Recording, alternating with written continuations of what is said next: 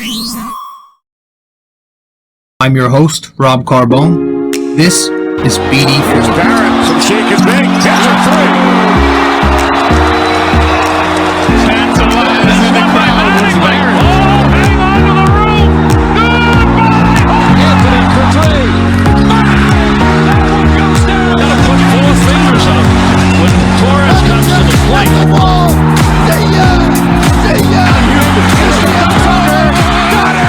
All right, what's happening? What is happening, everybody?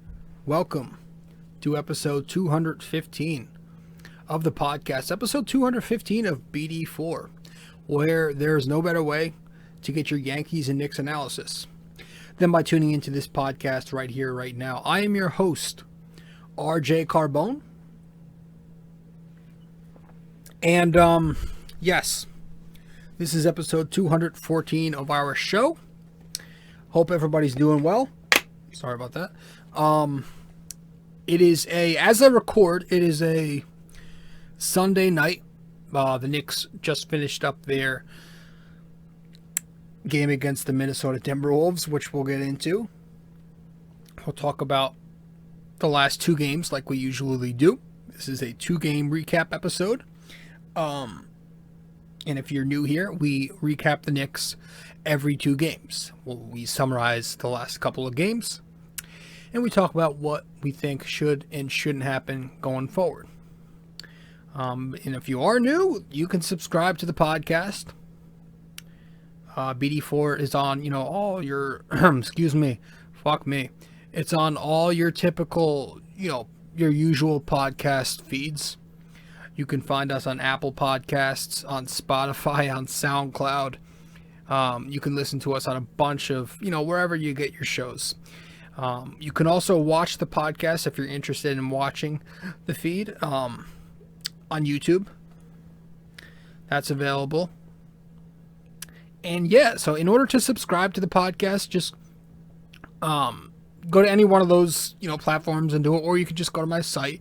If you want to go to my website, I have all my information up there, where to find the podcast that you're listening to right now, but as well as my blog.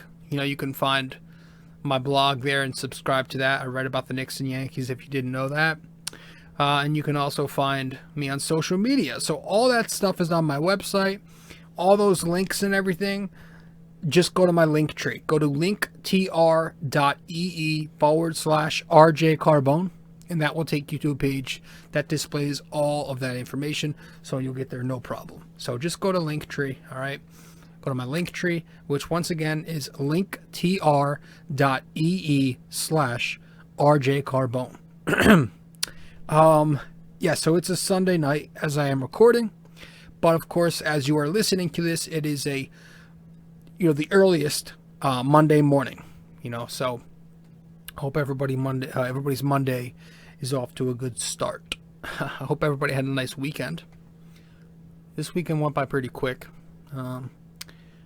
No particular reason. I'm just excited for, the springtime in baseball to get going again. I guess that's it's a good thing that it's going by quick. The last couple of weeks have gone by pretty quick. So we'll be approaching the season pretty soon. February 28th is spring training. If you're a Yankees fan, I'm sure you're excited for that. Another season of DJ LeMahieu. Garrett Cole, year 2. Hopefully we can get some healthy seasons from, the big guys in the outfield. I'm excited to see what Clint Frazier can do over a full 162. The Yankees recently brought Brett Gardner back. I didn't love it, but I was whatever about it in the end, just because it's he's not, going to get major production. He's not going to get a major role. So for as unproductive as he can be at the plate, I'm hoping it's no more than 150 at-bats. But we'll see. I have a hard time believing they're going to completely shy him out. But yeah. I saw this thing on Instagram. It was pretty funny. I shared it with a couple of my buddies. through text. It was a Randy Johnson quote. I don't have the quote in front of me, but just off the top of my head, this was like a story from 1995, but somebody reshared it on Instagram, and it was like, it's like somebody asked Randy Johnson if he owned a gun or whatever, and he's like, no, if I have to deal with intruders in my home, I keep a bag of baseballs by my bedside, and I'll just peg them at the head if they ever fucking think about intruding my home. And I thought that was awesome. Could you imagine robbing Randy Johnson's house and fucking him gunning you, pegging 99-mile-an-hour fastballs at you, just straight up heaters at your fucking dome? That's fucking creepy. That's some scary shit. I saw that. I was cracking up. That was just pretty funny. Yeah, that's what I do, guys. When I'm not, with this whole quarantine thing, I have these online courses for school because I'm still trying to finish up school because I'm a failure. So what I do, these classes are so boring. They just talk forever and ever, and I get it. Just like on my phone, for the courses that I don't need to be on video, I'm just scrolling on Instagram and fucking reading shit about the baseball season, about the Knicks, the Yankees, the whatever. It's tough. I just want to get out the house. But the good thing is that I'm actually we're allowed back on campus now. So 2 of my classes are on time full time, or are on online full time, which is unfortunate because I didn't know that when I signed up for those courses. But one of my courses, I will be back on campus this week, which is awesome. So yeah, that happened. That's good. I'm tired of staying inside, man. You can only keep people in their homes for so long, I'm not gonna get too into this, but just let people live their fucking lives, please. Good thing is MSG's getting fans. The Yankee Stadium will have fans back in the seats, so we're in good shape here. But yeah, when I'm fucking in school and listening to these lectures, it's like I'm just on my phone, Instagram, or on YouTube. You know what I've been doing a lot lately? Just rewatching old stand-ups from Bill Burr and Louis C.K. Those are my 2 favorite comedians because they shoot it straight. They don't fuck around. They give you the harsh, honest truth. They say what people don't want to hear, and it's the truth. And I just love raw comedy like that. That's what I've been doing lately too, when I have my free time. All right, so. We're bullshit. I don't know why I'm rambling right now, but let's get to the Knicks. Let's talk Knicks. Obviously, we've got a few things to talk about. A lot has happened over the last couple of games, and we've still got some trade rumors going on, so maybe we'll touch on that later. But let's head to break, and when we get back, we'll start this thing up. All right? So, yeah, let's head to a quick little break, and as soon as we get back, we'll get going. Hey fellas, so really quick before we get back into the show, I do want to remind you that if you haven't yet subscribed to this podcast, or subscribed to my blog, or followed me on social media even, you can do all that by going to my link tree. Just go to linktr.ee/RJCarbone. That is linktr.ee/RJCarbone. Guys, thanks so much. Let's get back to the show. There's a funny story that Clyde was telling tonight on the broadcast. It was he was talking about, I guess they were talking about Randle's All-Star. I don't know, maybe this is what led to the conversation.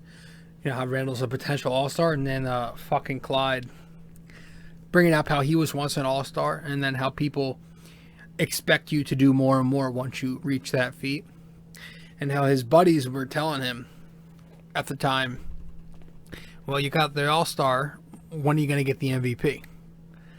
and he was saying how he fucking took that personally, and he kind of shoved it down his buddy's throat.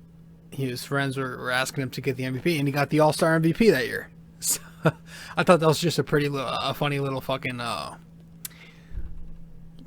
story that Clyde told in the show tonight. Excuse me, but yeah, he's pretty funny, man. You know, he's when he's not shilling Peyton, he's awesome to listen to. You know, and you know, to his credit, everybody on MSG is ridiculous with the Peyton propaganda. Maybe it's because they're trying to hype him up for trade value, but yeah, it's rough. So game one. I always say game one and game two because when I have it set up on the screen here, that's what it's labeled as, because we talk about 2 games. So what was it?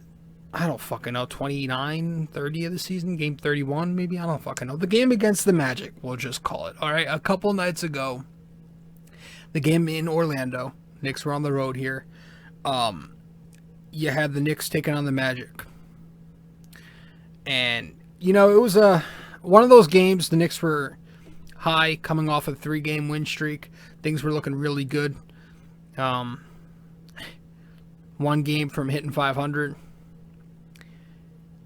Facing the Magic team, who has struggled mightily over the last month or so without some of their big players. So it's what you call a letdown, a trap game, right?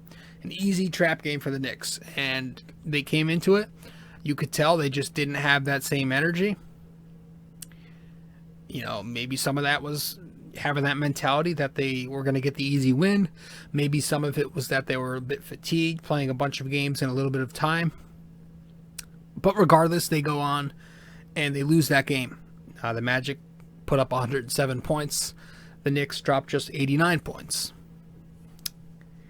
So, you know, Knicks just pretty abysmal on both ends. You know, after a game where they shoot 50% from deep against Atlanta, hitting 17 3-pointers, they go on and they shoot 26% from three-point distance.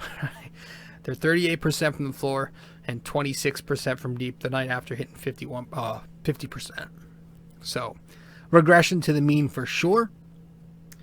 They allowed 107 points, and so not only did they give up 107 and shoot 26% themselves from 3, but the Knicks allowed the Magic to shoot 47% from distance. So, rough game there, but you know, offensively for the Knicks, it was Randle who had the most production, 25, 7, and 3. He did have 5 turnovers. RJ Barrett went for 15 points, 7 boards. Elfrid Payton went for 13 points. Those were the only 3 Knicks, though, in double figures. Everybody else was just held. They were contained. You know, Emmanuel Quickly and Rose, 2 for 22. 9% together. We'll get to them because they had another off night tonight.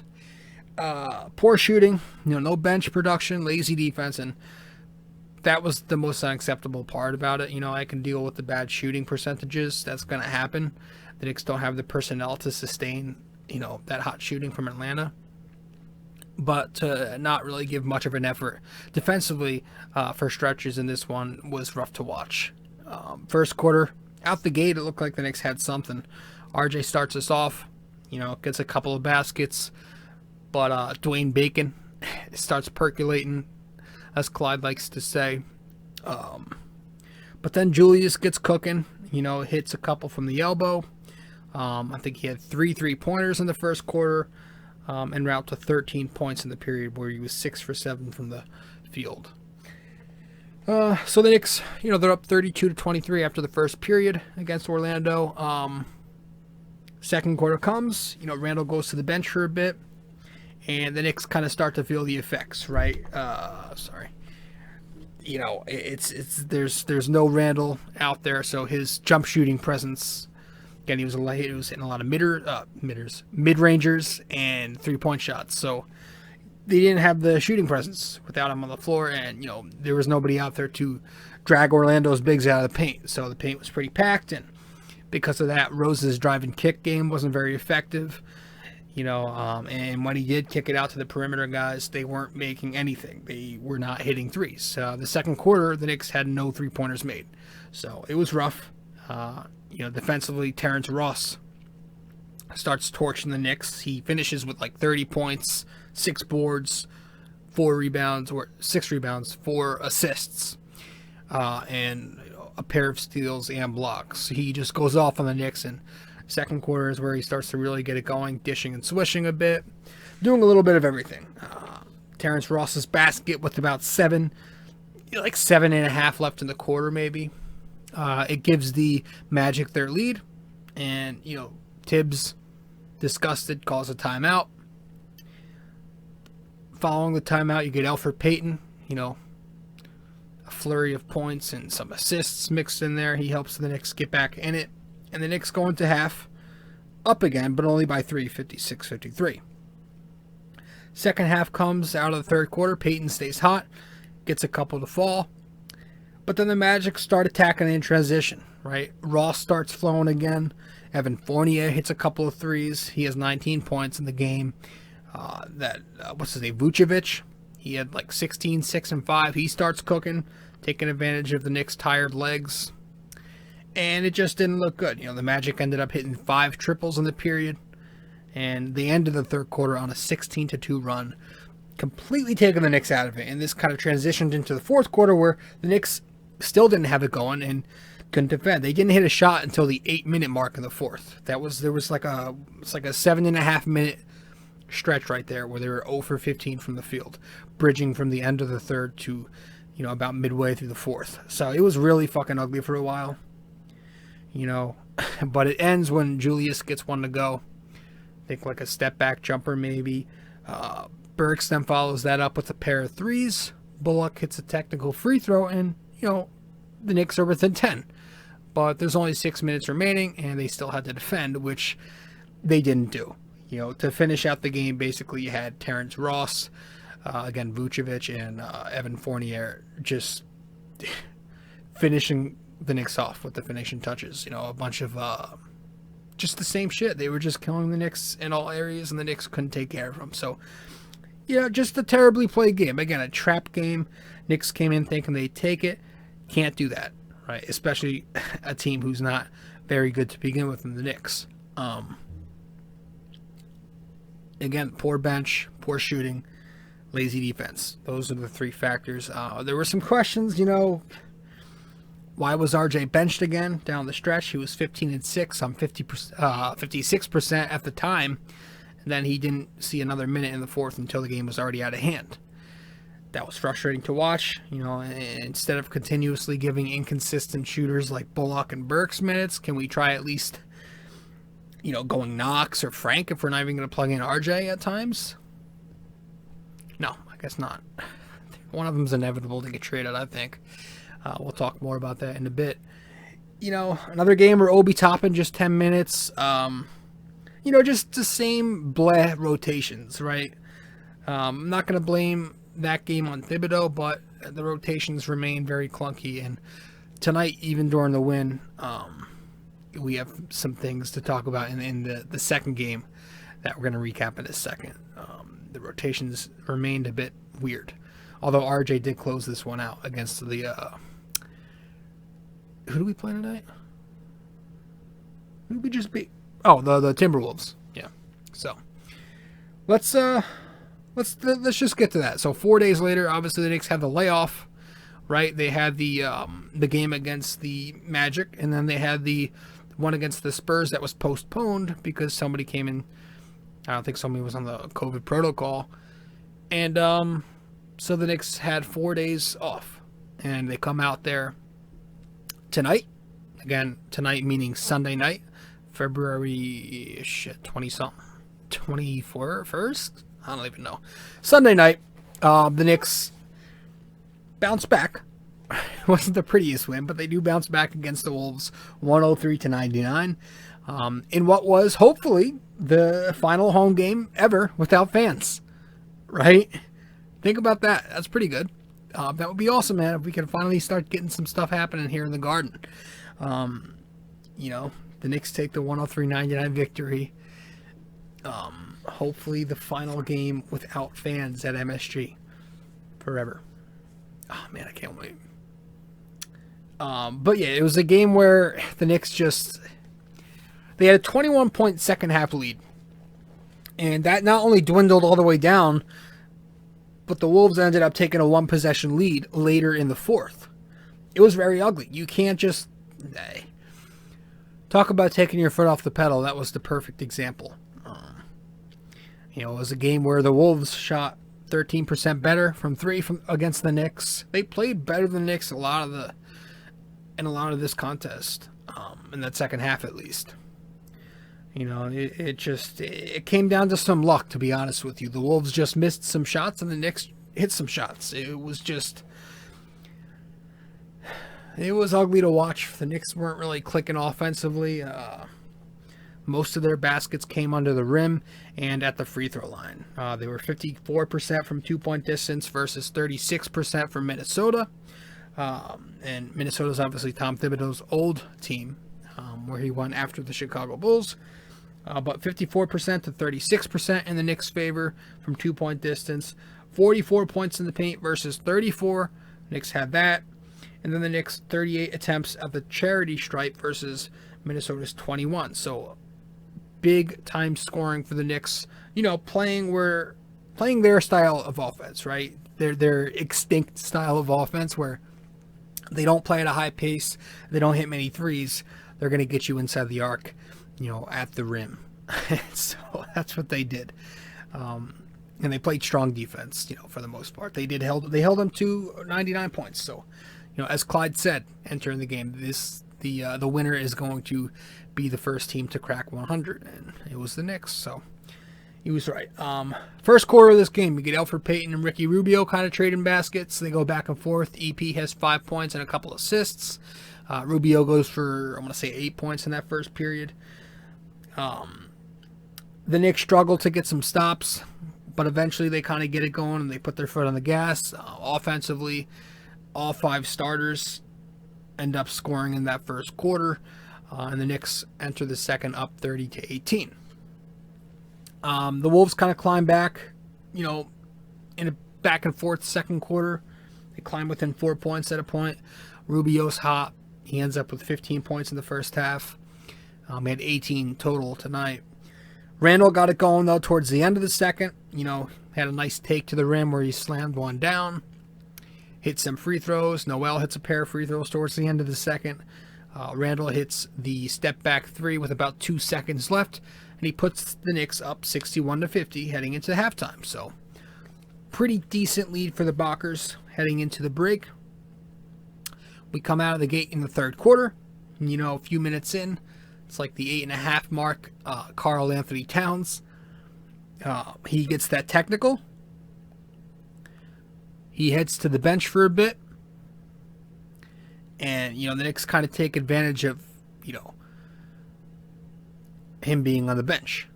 They go on an 8-0 run right away. As soon as he goes to the bench, they go on an 8-0 run. An RJ three-pointer makes it an 11-2 run. And the Knicks eventually take an 87-71 lead after that three-pointer. After the third quarter. Sorry. So 87-71 after 3. You get to the fourth.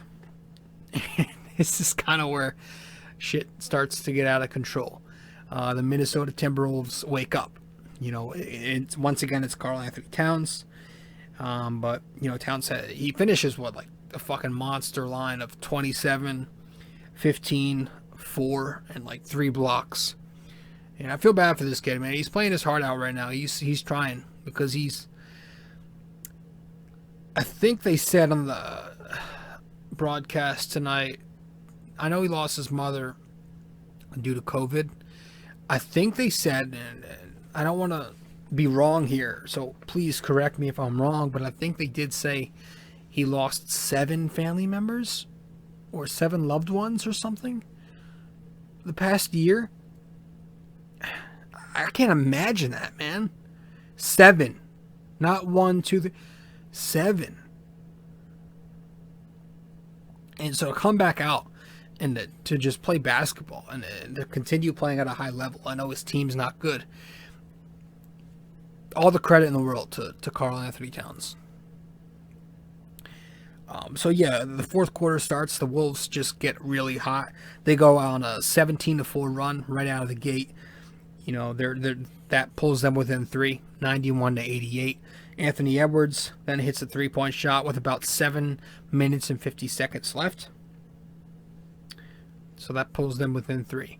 And, you know, the Knicks need to get going. So what they do, it's just, every time the Knicks scored, the Wolves would just answer. But there were a lot of times where the Knicks just didn't score, and they were struggling defensively. Fucking Randle and Noel had 5 fouls each with about 3 minutes left in this game. You know, they couldn't defend Karl Anthony Towns, and they just had they had really difficult times staying out of foul balls late. Wolves eventually take a 1-point lead when you had Rubio hitting up Towns for a basket with about 2 minutes and 48 left. They take the 1-point lead, but fortunately, RJ Barrett, he hits a big shot. This was right after Tibbs. So Towns hits that shot. The Wolves take the lead. Tom Thibodeau calls a timeout. And it's RJ Barrett with a big shot. Left-handed take. He converts, and the Knicks go up 97-96. Noel fouls Towns on the next possession. Towns hits both of those free throws, and the Wolves once again regain their lead. But Knicks get the ball. Julius then draws a foul on Towns. He hits a couple. You know, the Knicks force a miss on the other end. They get the ball back, and you know, I think it's Alec Burks sealing the deal with some free throws in the final seconds. So, came down to the wire when it should not have. You don't want that to happen again. That was a very ugly win, but as they say, a win is a win is a win is a win, right? Yeah, Julius finishing with a cool ho-hum 25, 14, and 4 on 50%. Another high percentage shooting night for him. Another well-rounded stat line. The guy's an all-star. Even if he doesn't make it, he's playing like an all-star. And he's playing like an MVP candidate. Not a winning. He's not going to win the MVP. Not a winner. Not an MVP winner. He's playing like a candidate, like a finalist, like a top 10 MVP finalist or candidate, whatever you want to call it. RJ goes for 21 points, 50% from the floor. He did take 20 shots, which, you know, if you're a casual, you're like, why ADZ? Why? That's not a great game. You did like, though, that he took 20 shots. I liked how he was aggressive, and I would have loved to see him take more games. Have more games where he's taking 20 shots, you know? If Elfrid Payton's going to fucking score 20 points on 22 shots here and there, why can't RJ Barrett have these games? The guy we're actually supposed to be developing here.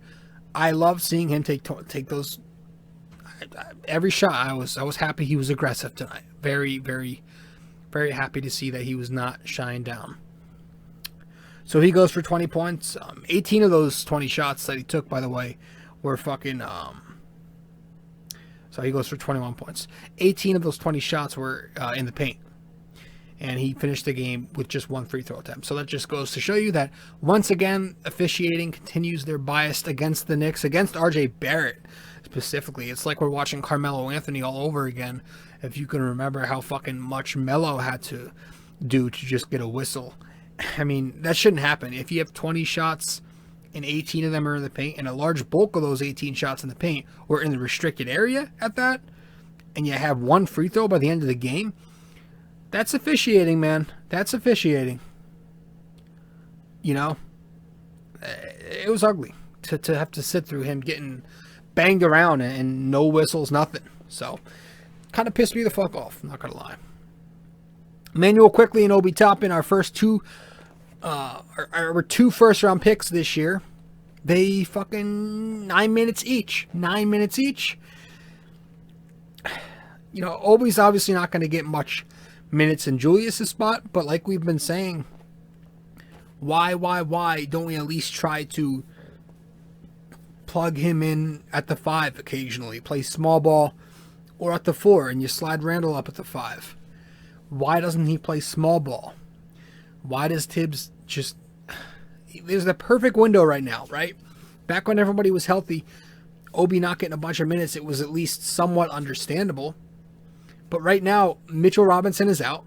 Noel was in foul trouble tonight. Taj Gibson, had 19 minutes. There is room for Obi Toppin to play some small ball 5, and yet our lottery pick at number 8 gets 9 minutes, even in a night where he could have played at least 25, 30. I don't get that. Are we serious on developing him? I mean, it's going to be tough right now with the way Randle's going, but there are moments like tonight where there is a big window for him to get some shine. No burn, nothing. 9 minutes. And IQ. Imagine being Emmanuel Quickly, a Rookie of the Year candidate, and not knowing if you're going to get 9 minutes one night or 29 minutes. Regardless of how you play. Every night he goes out there, he has no clue. Because Tom Thibodeau's decision-making with him is just so weird. It's odd. He could go for 30 points, and he'd get benched for 30 minutes out of the 48 the next game. He could score 12 points. He could score 30 points and then get benched for a chunk the next game. And then he could score 9 points. And he still gets benched. He has to go off. He has to go off to even have a slight chance at getting 25 plus minutes. So it's so inconsistent. You don't know if you're Quickly. You have no idea when you're getting run. And that can affect you mentally, right? That can make you kind of rush when you're out there and try to do too much and take you out of rhythm, which it looked like sometimes, tonight at least was a good example of that. He was kind of rushing out there. Sometimes he plays too fast and a bit reckless, and you're going to get that when you don't know if you're going to get big minutes or not. It's really, really frustrating. It's got to be really annoying. And I understand he's been struggling lately. IQ and Rose are just a pathetic 11% over the last 2 games, 4 for 37, and they're 1 for 8, 13% from three-point distance. Very bad. But most nights they're going to be productive. So, if we are one of the bottom teams in pace, and if we are one of the bottom teams in shooting, then why aren't both of them getting the bulk of these point guard minutes and have one of these guys start? That's the only logical solution here to make this Knick offense more watchable.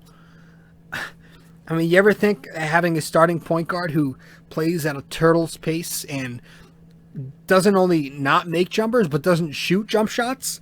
You ever think that's probably beneficial to this offense, or detrimental, rather, to this offense? Maybe. Maybe it is. Shit. You got 2 guys on the bench who play modern basketball in some senses, and you have a guy at the point guard position starting every night who plays dinosaur basketball. He's extinct. He doesn't play the game that we need in 2021. He's a playmaking point guard who can only dribble into the paint, and he's not even good at playmaking that much. He has his games where he looks credible, but when you're talking about your starting point guard getting 30 minutes a night, he's credible on his best nights, which don't come around often. That's not good. I just don't understand it, Shooting is huge. You need shooting in today's game. Guys, the Wolves are the worst team in the NBA. They have a terrible, terrible record. They are last in the standings, but they only lost by 4 points. Why? They shot 46% from downtown tonight. Shooting wins. Shooting is going to keep you competitive. In order for the Knicks to sustain this success they've had this year, to their standards, they're going to have to start shooting the ball more. They cannot. I'm still nervous. I know we're at a point where we are 14-15 or 15-16 right now, and we're almost halfway through the year. But listen, I know the East is weak and all that, but we do have to start shooting the ball better. And it's more frustrating because it's there. Not the entire solution, but to a degree, we can become a better shooting team if we just plug in Quickly more, plug in Rose more, start one of those 2, cut Peyton's minutes down, right? You know, and we've got not just those, you know, again, guys who can shoot the ball. Kevin Knox was shooting. He's out of the rotation. Frank Ntilikina, he can at least be existent from three-point distance. He was shooting the ball well earlier to start the year. He's not even on the fucking team. It's like he's not even existing on this team anymore. You don't even see the guy's face. Brazdeikis, I don't know if they're keeping him down there because of defense, but he's on a two-way contract. He's still on this roster. Plug him. I mean, these guys, Bullock's not doing his job as a shooter, right? He's not really shooting consistently. He was 1 for 6 tonight. Way too often we see Bullock have these off nights for a guy who's supposedly this sharpshooter. Burks hasn't exactly been consistent. The rotations, so stubborn. Tom Thibodeau, so stubborn. Doesn't change them often. Sticks with the same boring, veteran-heavy rotations. I don't want to get into it again because this is a win. The Knicks won. We should be happy. But, you know, I would really, really start going off if we lost. You know, and fortunately for Tom Thibodeau's head, the Knicks are winning due to R.J. Barrett's play this year, Julius Randle, Mitchell Robinson, quickly, guys who are young and going to be here long term. So that's one of the only reasons I'm not going off right now on them, because those guys have at least been thriving and are showing development in the right direction here. So it's just that there is so much more he can do to get the best out of them. I think this team could be even better. I want to get the best out of my team. That's all I want. Hey, at least Peyton advanced the ball tonight to RJ on the break. That was like the first time I've ever seen him throw a lob to RJ in transition. That was the only time I've ever seen that. And he had more assists than he did shot attempts. 7 versus 6. That's when Elfrid Payton's at his best, to be honest with you. When Elfrid Payton is most effective, and you know, most effective with Payton is slightly above average. He's taking less shots than he is diming the ball. You know, these games where he's shooting 15 to 20 times, he's not scoring more than 15 to 20 times. He's taking the same amount of shots as he scores points because he doesn't have a three ball, because he doesn't get to the line much or convert much from there. So he's best when he's not really shooting the ball. And he's just letting everybody else do their work, and he's distributing. And so I thought tonight he did a nice job of that. I think recently he's been doing better, but it's just not something that's going to be consistent.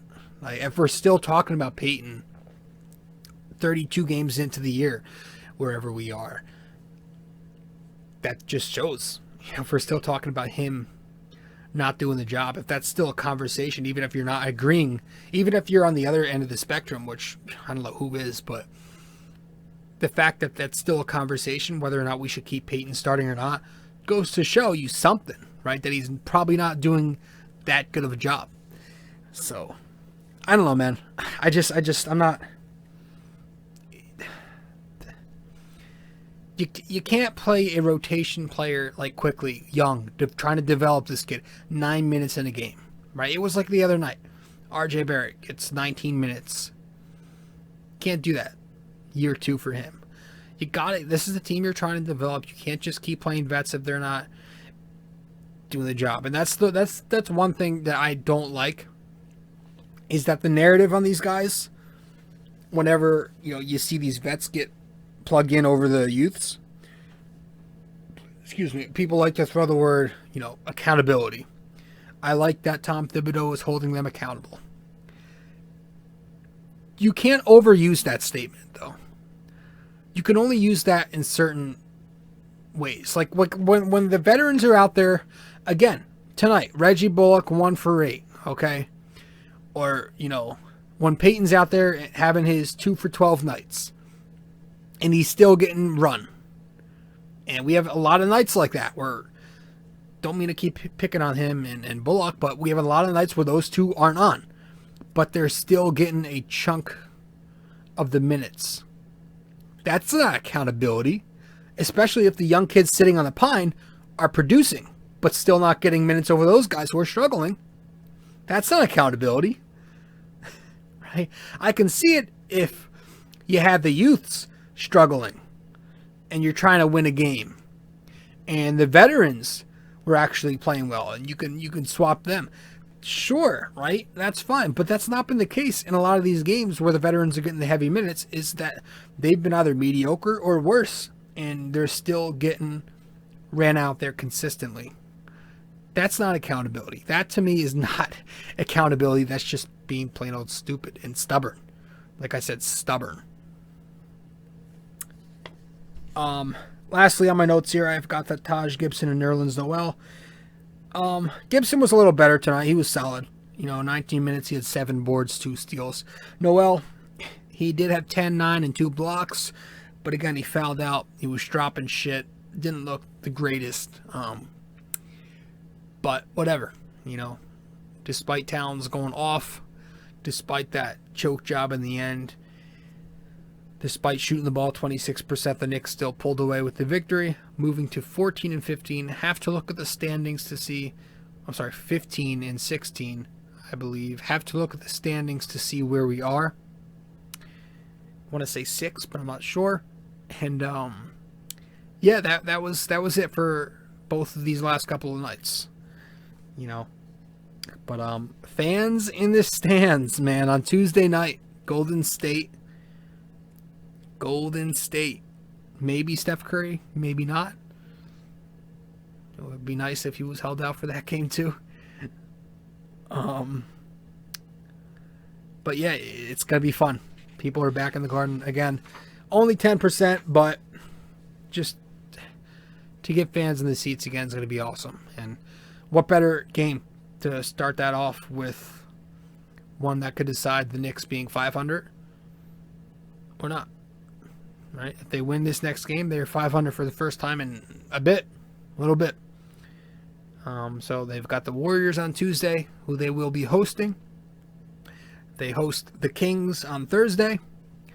They go to Indiana for Saturday's game against the Pacers. And they finish out the first half on the road versus the Pistons and Spurs. That's on the 28th and then March 2nd. And then the last game of the first half is at home, hosting the Pistons. So that's, just a few games left in the first half already. Second half schedule, I'm sure, will be released pretty soon. Thinking during the All-Star game or after or whatever. Probably before that game. So yeah, that's those last couple nights. It's good that RJ's being efficient again. He had that rough patch, but he's back. He hit his only 3-point shot tonight. I love that his percentage is over 30%. I know that sounds stupid because 30% is nothing great, nothing good. But considering he was down all the way at 18% in the first couple weeks of the season, that's a huge improvement, right? Shooting well over 40% since then from 3-point distance. So if he could finish the year somewhere between 33 and above, which is 1 out of every 3 makes, I'll deal with that, and I think that's the guy he can be if he continues to hit the open ones and the timely ones. And that's all we need. We don't need RJ Barrett to be a knockdown.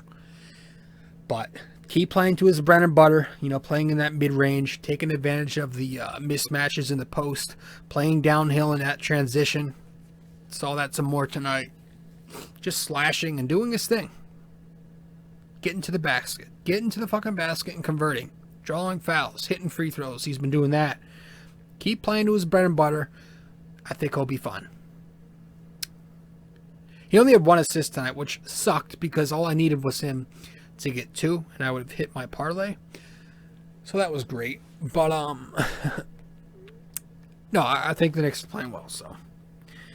Fans back on Tuesday. Hopefully it's the first of many more. And we continue to get more and more fans in those seats as we fucking progress here. And, it's going to be fun.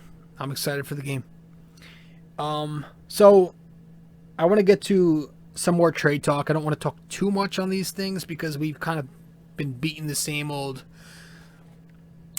dead horse for a while. When it comes to the deadline, we always talk about Bradley Beal. We've been talking about Victor Oladipo, but I do want to touch on Beal again. I do want to talk about Randle and maybe RJ Barrett. when it comes to this trade deadline when we get back from break. So we're going to take a quick break one more time here on the show on BD4. But guys, before we get to break, if you haven't yet subscribed to the podcast, be sure to do that. You can follow my social media accounts too if you want to do that.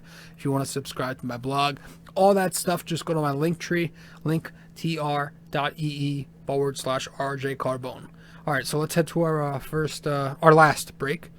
And when we get back, I do want to talk about some of the things that could be happening at the deadline.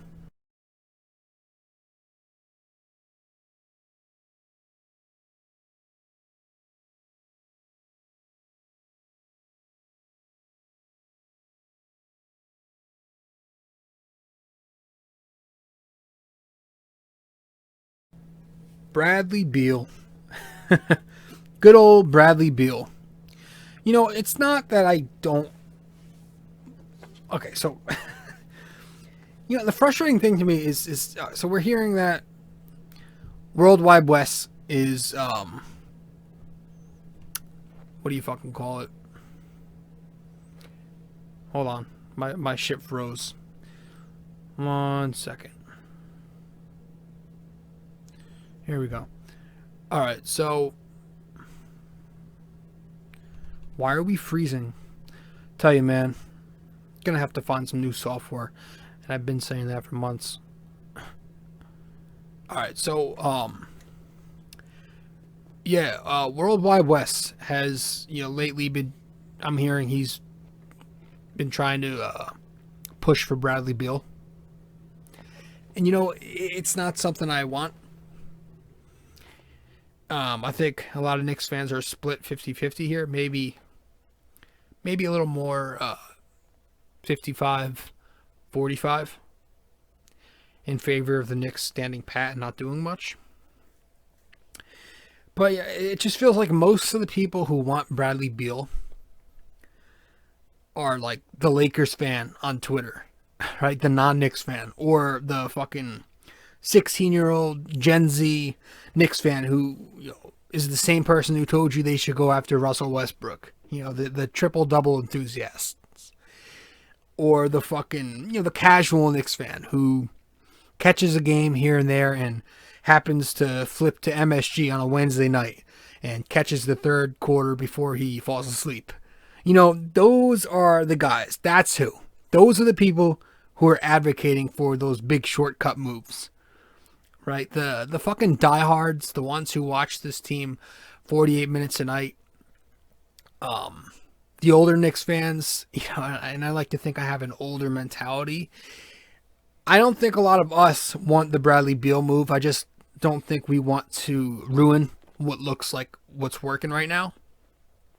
And then you think about it, you know, fucking guys, Tommy Shepard is commanding a haul here. I mean, so if you're going to put a package together for Beal, it's going to be heavy. It's going to look like, you know, a young player like RJ Barrett and maybe Mitchell Robinson too. One of Frank Ntilikina or Kevin Knox. 3 unprotected first round picks. 3, and that was Tommy Shepard's exact words. Along with, he also wants 2 swaps, a veteran player on an expiring deal as the final piece. So he wants a young player or 2. So maybe an RJ and a Mitch. One of Knox or Frank will probably be involved. 3 unprotected first round picks, 2 swaps, and a veteran player on an expiring contract. That's a fucking ton. That is a ton. So why would we... I don't see the extreme benefits of it. You know, could it pay off? Sure. You know, it has potential, but it could be an absolute bust. I mean, why would we both gut our current roster, leave us with very little, and mortgage our entire future, right? Very Nets-like, where they got rid of LeVert and the big dude with the afro, 2 of their, you know, cornerstones, and a bunch of their roster pieces around that, and a bunch of their first-round picks. Yeah. And that was to get Harden alongside KD and Irving. We would just be doing it for Beal and Randle, and then maybe nothing else outside of that. You know, you've got Quickly, but I mean, it's. I wouldn't do I wouldn't do that.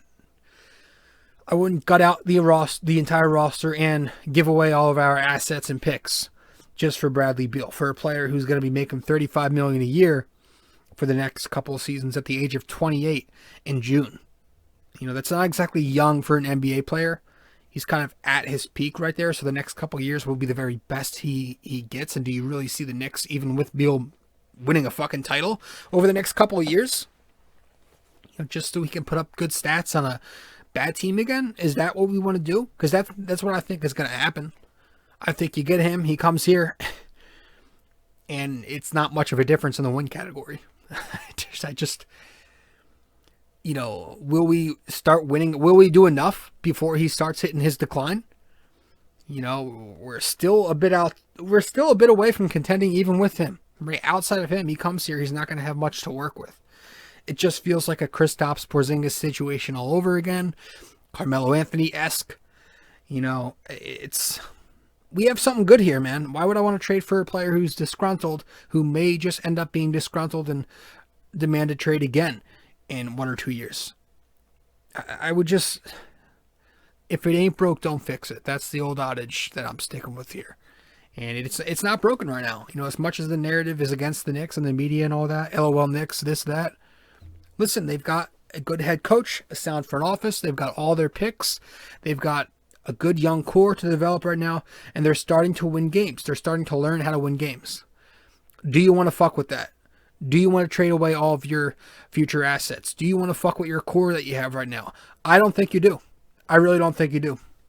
I think you stay on par here, you keep doing what you're doing, and you try to fucking build like this, the right way. Not taking any fucking shortcuts, not trading for him, that guy.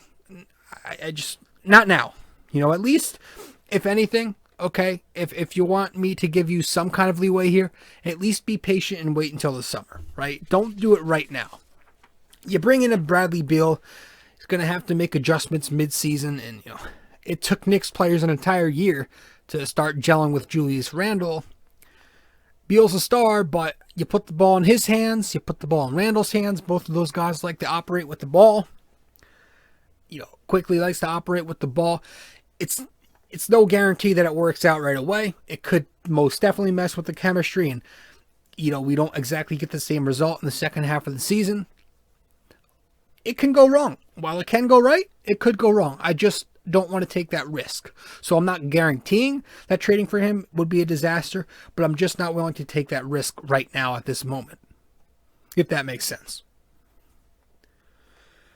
How to get that off my chest. I just fucking had to. Speaking of trades and stuff, the Knicks, we talked about this before as well on the podcast here on BD4, but, are we trading Julius Randle eventually, or are we going to find a way to extend him? He's not going to be traded this deadline. I don't expect that. I think the Knicks are at least keeping him around this year. But if he keeps it up this year, I think you pick up the $4 million option, right? And you bring him back next year. If he keeps it up, if he's still playing at this high level and the Knicks are still winning games, by the deadline, I think then you throw him the extension. It's tricky, though, because he could force the Knicks to make a decision sooner with the opt-out clause. And do you really want to max out a guy who doesn't have max numbers beyond this season? How much is he going to command? Is his AAV going to be north of 25? I would almost certainly say it's going to be 30. I mean, it's difficult, right? You could trade him in the offseason, but for a much lower return than you get right now, because you're trading him to a contender who only has him for one playoff. But do you consider him a building block? And do you really buy into what he's done? And honestly, man, listen, it's tricky, right? And quite frankly, I don't have an answer for you right now. I don't have a solidified answer. But I will say that every day I watch this guy play, I am buying into him more. Each and every day. I am buying into him more. And I will eat my words proudly, because last season I wanted him the fuck out. I thought there was no way they could turn around his game in just one offseason. I was saying they need either a head coach, a great point guard, or both in order to turn Julius into a winning, efficient player. And it turns out they found their head coach. And Tom Thibodeau has done a really good job getting Randle to play at a high level. And now he's 26 years old, still fairly young. You can consider him a building block and throw him in the bag. Right? So I'm leaning towards it. I'm not all the way on that side yet, but I am leaning towards that extension thing if he continues this play. Again, I prefer they do it next year. Pick up the $4 million option. If he keeps playing to this high level, then you throw in the extension. If it comes down to he forces us to make a decision this summer, it's going to be tough. Fuck it. It's going to be tough. But, it's regardless of whatever way you want to look at it, it's not an easy decision for the Knicks. This is one of those scenarios where I am glad I'm not the Knicks GM. I'm glad I'm not Leon Rose, Scott Perry, or, Worldwide West here. So, fucking, I don't know, man. I don't know. I am just, again, like I say a lot this year, I'm just living day by day. I'm not trying to think too far ahead, although we always go there, which we just did. But right now we're 15 and 16. We got a playoff spot in the East at the moment. We look good, and you just hope we can keep this up. That's where I am. I'm not going to try to jump too far ahead because it just makes me a little depressed, man. I don't want to, but it's in a good way, right? Where you have to make tough decisions on talented players. When's the last time we were saying that? That's fucking awesome, Like Alan Hahn broke his remote the other night, and he broke his coffee mug tonight watching these games. That means Knicks fans are into these games. They're passionate, and breaking shit means we're mad because we were expecting to win games, and we were losing. We weren't doing that. We were just accepting losses because we knew they were going to come over these last couple seasons. Now we're expecting close games at worst and wins most of the time. It's good. It's fun. It's fun to have some expectations and have some options here where we talk about trades and extensions because we weren't there just a couple of years ago. So that's the way you can look at it if you're a positive fan. So that's interesting. Yeah. I don't think we have anything else. I don't think we, I think we touched on everything we needed to. So let's just go right into the, excuse me.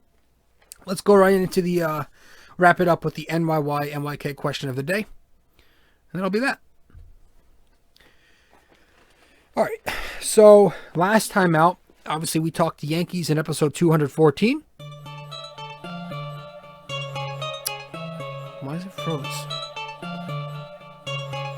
Hold on. Damn, man.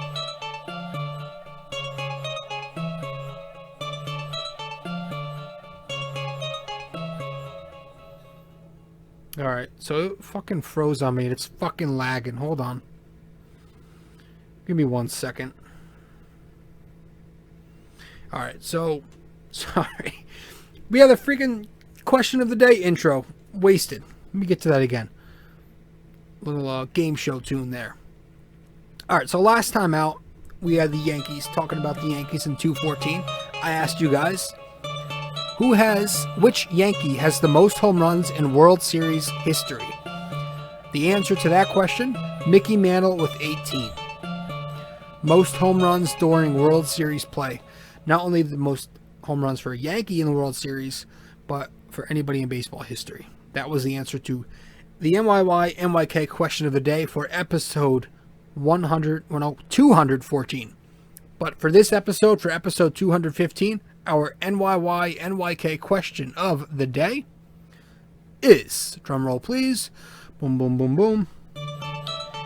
Who was the last team that the Knicks faced in an NBA Finals?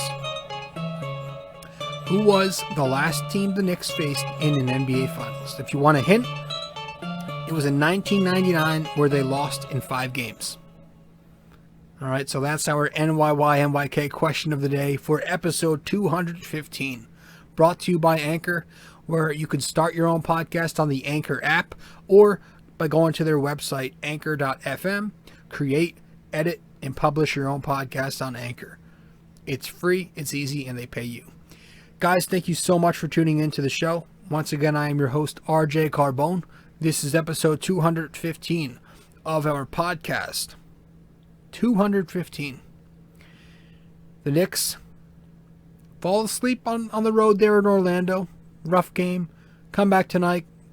They're awake. They pick up the victory. Sluggish. Didn't look great at times. Well, I'm sorry, not as sluggish, but it didn't look great at times. But in the end, they pick up the victory. So, again, 15-16. Got a playoff spot in the East. And things are looking up more and more every day. So, got to be happy about that. Guys, thank you so much for tuning in. That's all we've got for episode 215 of the podcast. I am your host, RJ Carbone, and I will see you in 216 on Thursday. But if you don't just listen to the podcast, if you also read the blog, then I'll see you tomorrow, where we will be recapping the Knicks Wolves game. And by tomorrow, I mean I'll see you today, Monday. So you're listening to this podcast on a Monday, most likely. So thank you for tuning in. Appreciate it all. And all right, let's wrap this one up. I'll see you next time. Ciao.